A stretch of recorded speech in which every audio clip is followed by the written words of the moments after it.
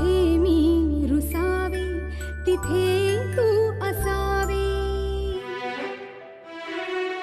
तुझ्या पावलांनी मी स्वप्नात यावे, नजरेत तुझ्या स्वतःला